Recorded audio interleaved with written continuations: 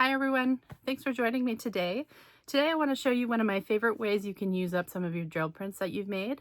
It's super easy and super fun. We're going to be taking this empty coffee box and turning it into this fancy studio storage box.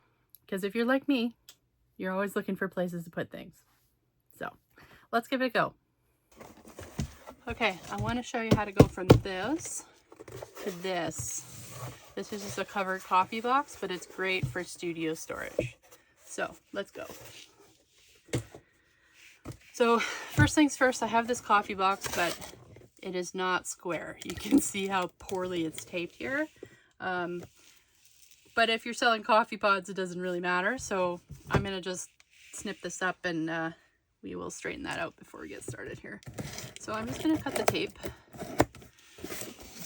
on both sides. And we're just gonna tape it straighter so that we start with a square box. Yeah. All right, I'm just gonna use this tape that I have here. Just like a brown packing tape. Tack it first so that I make sure I get it in the right place. And this is actually going to work really well for covering the bottom up anyway. Not that you really are going to be looking at that, but it's just nicer. So there we go. I'm going to put a few extra strips on here just to pretty it up a little bit.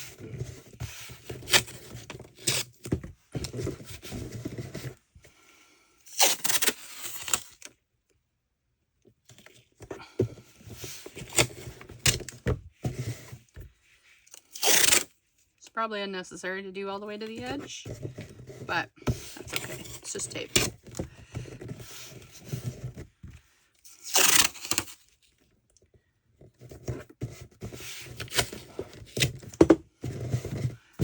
Okay, so we're square now. To prep the rest of the box, I'm just going to cut off the flaps here because I don't need them or want them. So just easy with the scissors or an X-Acto blade. Snip it right off. Doesn't even have to be super straight. I'm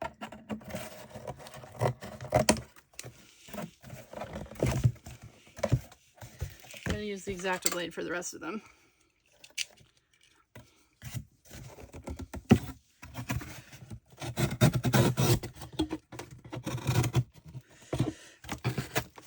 Okay, this isn't super straight though. I'm just going to trim that up.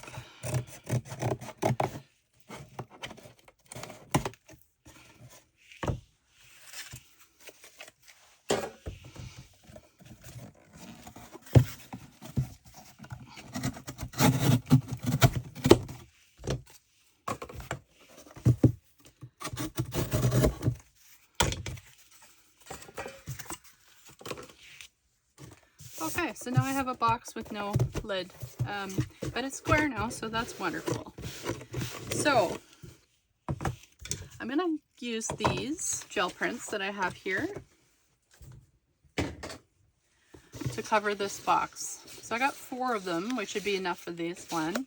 I know that because I've tested or I've covered other similar boxes, but you just have to figure out how many you need to go around the corners.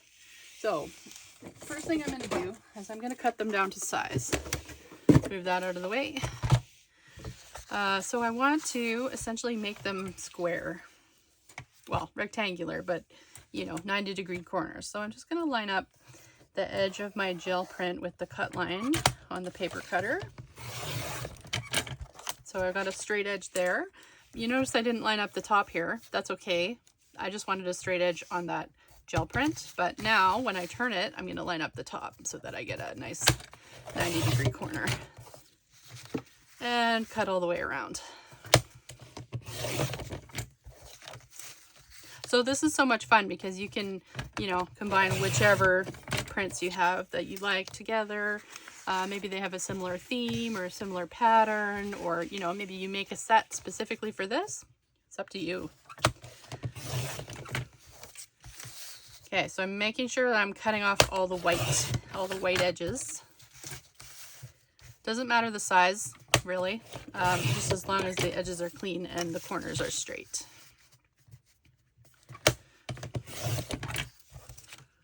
Okay. Let's get rid of that. I got 2. See, this one is not straight on the plate, or on the paper. So I'm just gonna cut that in a way that I kind of get a straight edge. And then the rest of it will line up on that.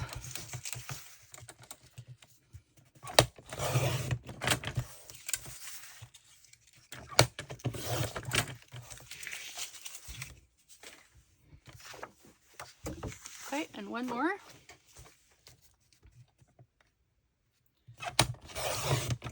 This is a great way to use up experiments, or, you know, things you don't know what else to do with. Gel prints is, if you're like me, you have a million of them because it's such an addictive and fun process.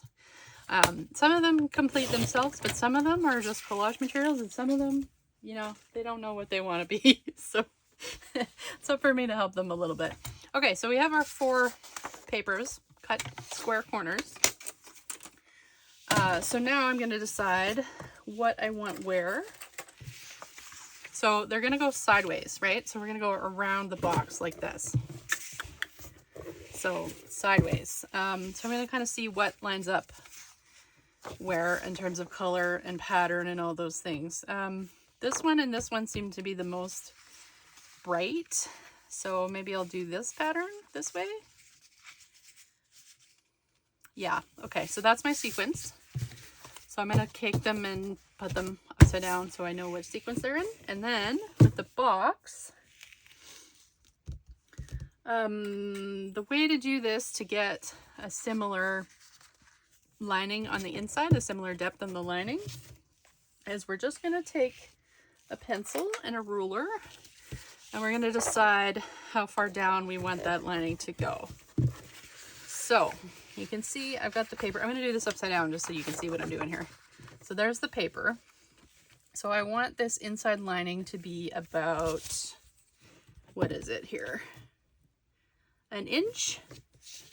So all I'm going to do is I'm going to take this and I'm going to draw a line that is an inch from the edge.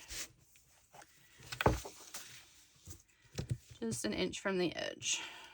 Inch from the edge.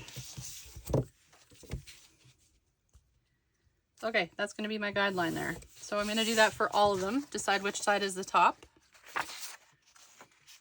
I don't think it matters for most of these. This one, I do want this side to be the top because that's kind of fun. So maybe that side. And this one will go this way. So I'm just going to draw an inch from the edge on all of them.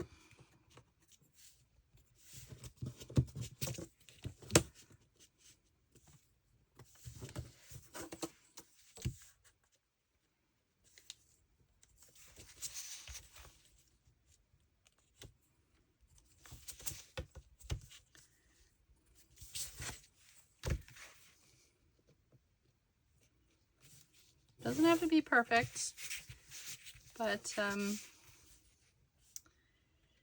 consistent is good. If you don't care if the inside edges line up, you can totally skip this step. And a lot of the time I do, if I'm gonna be honest. Okay, so I got my 4 pages. I've got the top lines measured. Now I'm going to figure out what goes to where. If you have something, a preference for whatever's going to go on the short end, which in my case, the way they fit in my shelf, that's going to be the front. Then you can pick that. I'm going to go with, I think I'm going to pick this one. So in order to keep my system, I'm just going to put those behind. So this one, I'm going to focus on the front edge. So I'm going to put that down.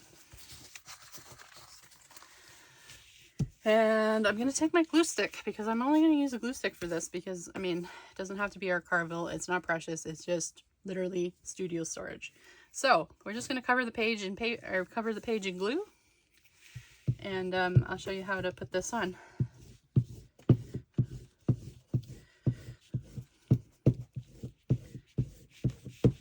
Whole page covered in glue. Up to the edges. The edges are really important. And so now I'm going to take the front side, which I decided what was going to be the front. And this one, like, I like them when they're not totally centered because it's more fun and, you know, it gives me cleaner corners this way anyway. So what I'm going to do is I'm going to line this up. Let's take this side just because it's squarer so you can see. I'm going to line it up so that the front is mostly lined up with that line that I drew. And I'm going to push it down so it sticks. And then I'm going to actually kind of roll the box over to make the corner so that it sticks there. And then you can sort of crease the corner nice and solid, crease all the way out to the edges, and push down that other side. So you should have two sides that are essentially glued to the box. And then you got these flaps. So what to do with those flaps? So you're going to take this corner and you're actually going to cut it. So we're going to cut it, I don't know if you can see this, but I'm going to cut it right along the crease in the bottom, right up to the corner there. Same with this side, right along the crease, right up to the corner. And then for folding them in, usually I find it easier to do the bottom first. So all I'm going to do is fold up the bottom and kind of burnish it with my hands. So you can kind of make that crease again if you need to, and just push it down. And if you need more glue, add more glue.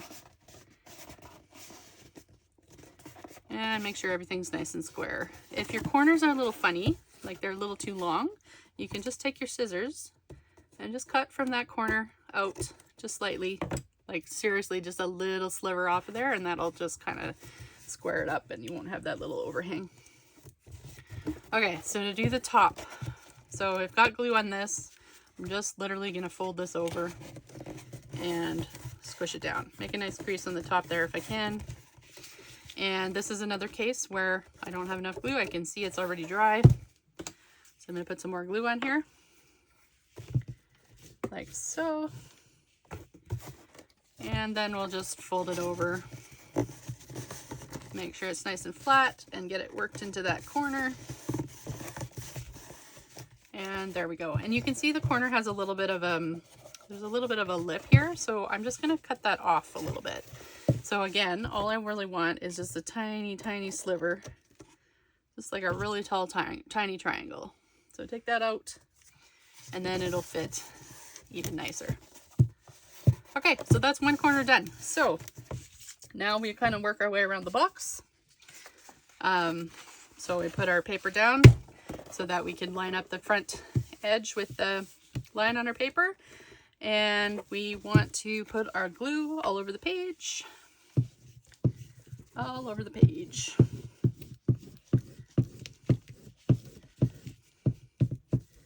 All the way up to the edges. Edges are really important.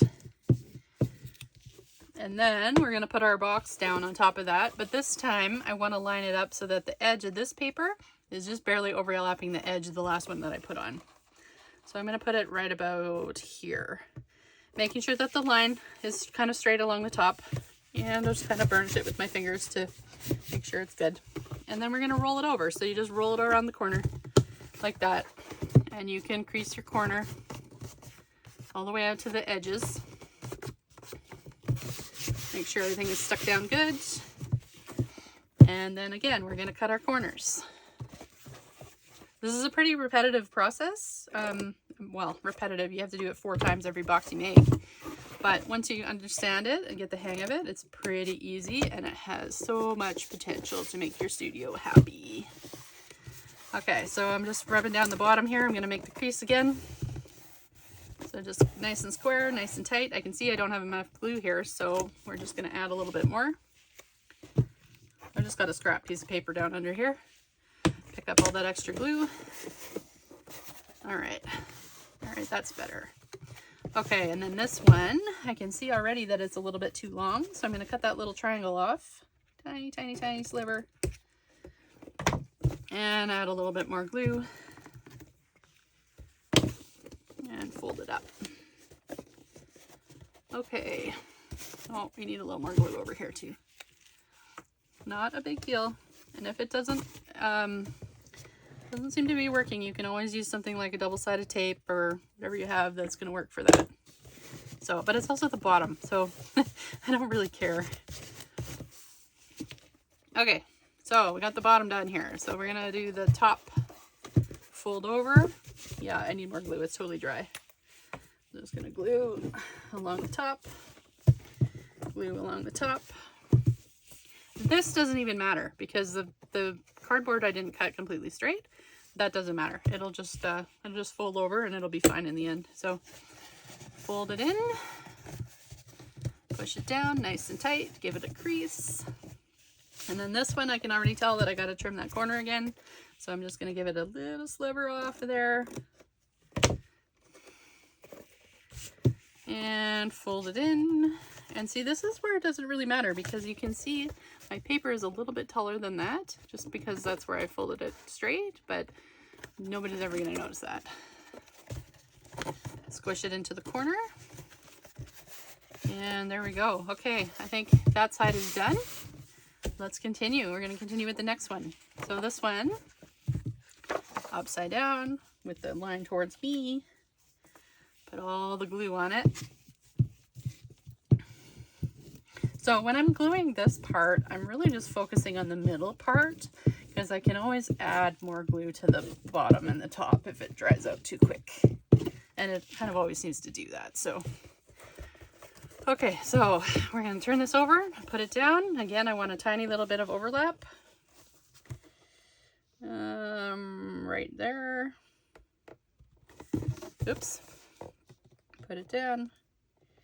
Use my fingers to sort of make sure everything sticks. A little extra glue, so just put that on the side there. And then roll it. Oops, see, what's going on here? Oh, I got too much glue on my paper underneath. Okay, so I rolled it over and squished it. This side is getting a good contact as well. And then I'm going to do the creases.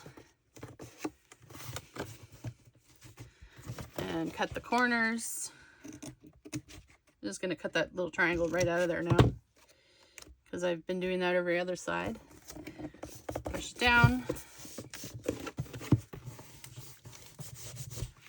Oh, more glue. Needs more glue.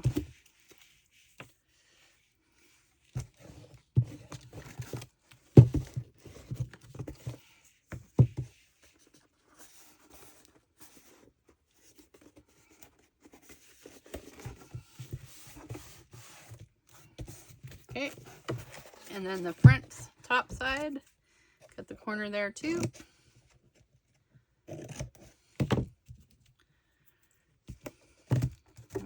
Needs more glue there too. I'm going to take this big piece of glue I got on the table there, or on the paper. And fold it in. Try and make it nice and straight. Just because that's what I like. But you see now, you can't even see where that dip was in the cut that I made. So, not a big deal.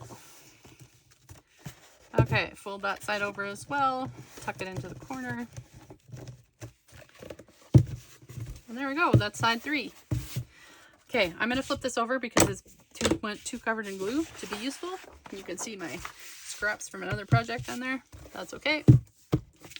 And the last one. So this one, I always want to check this one and see what the overlap is before I cut, because I might have to trim the edge a little bit. So I'm just going to put this down, see where the overlap is, and then see where it lines up. And this is perfect. It's got a little overlap, but not too much, so that's perfect. But you can always trim it. You can always add more paper. You know, you just go until you have what you need, essentially. Okay, glue.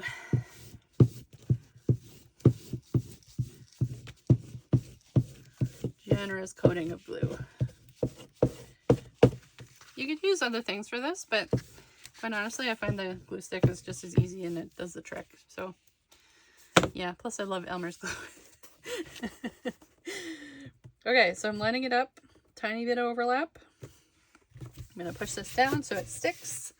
I'm going to roll it over so we have that corner. Make the crease. And I'm going to push those down so they're all stuck to the side.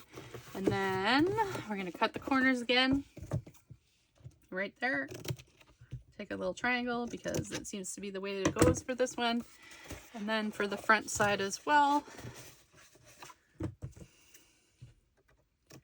Doesn't even matter that that's not totally lined up. It's totally okay.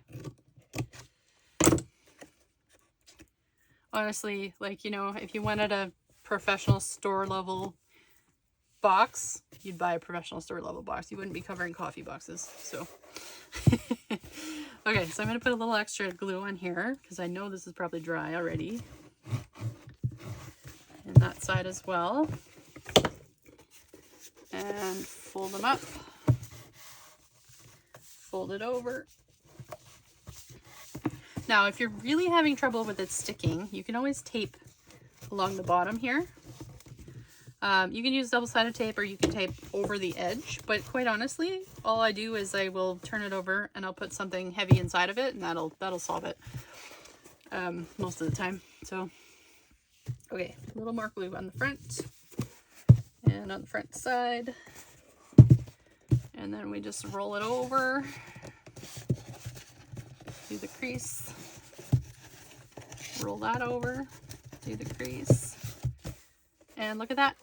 Got a nice new fancy box. It didn't take me long at all and it looks great. So if you're concerned about the edges coming up here, you can tape them down, or you could use some clips like you know, one of these guys, or a clothespin to kind of hold things down as you go. But generally it's, oh, that's coming up a little bit. If you put a little bit more glue on there or a little double-sided tape, that'll take care of it.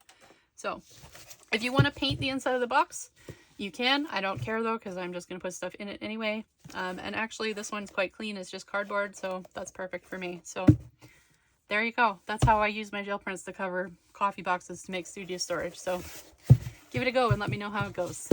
Thank you for watching. Bye.